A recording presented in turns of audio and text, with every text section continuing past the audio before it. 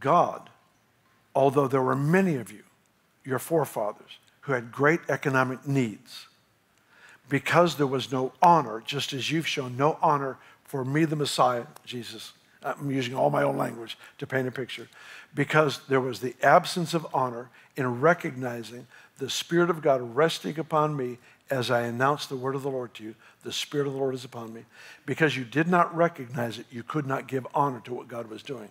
And because you did not give honor to what God was doing, in Israel's history, he actually went to a widow outside of his covenant people, and he prospered her because he needed to demonstrate who he was and what he was like. There wasn't sufficient honor within his own covenant people to demonstrate his heart to provide, so he went outside. And then to push the envelope a little farther, he says, there's a lot of lepers in Israel, but there wasn't the honor to recognize the Spirit of God that rested upon Elisha. And in the absence of honor, God actually stepped outside of his own covenant people, and he brought healing to the general of an enemy army.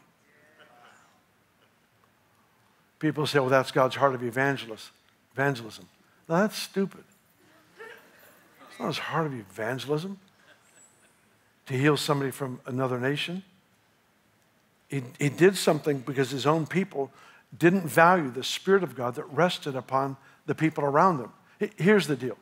It's easy to recognize. We've got Ken and Andrew White coming here tonight. Wonderful, wonderful man. It's easy to recognize the grace that is on his life. He comes from some distance.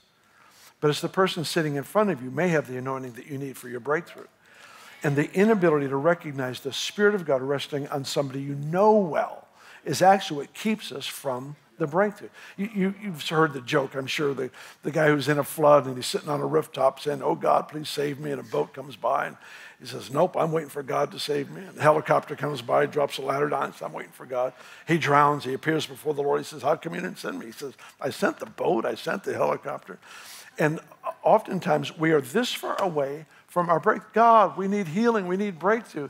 And he says, well, that friend of yours has an anointing that you need for this breakthrough, but because of your inability to recognize and give honor to what I have done in them, even though they've been within reach, it's as though they don't exist. That's not a shame word, it's an inviting word to say, Paul said the discerning of spirits was a gift we needed for a reason.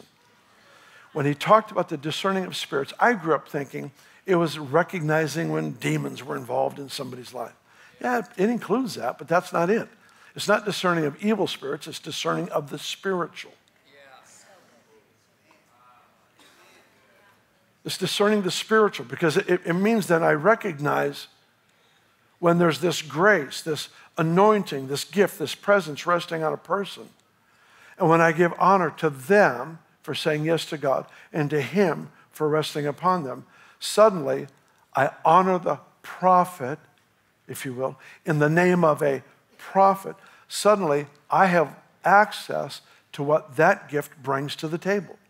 I have access to it. Why? Because honor gives access.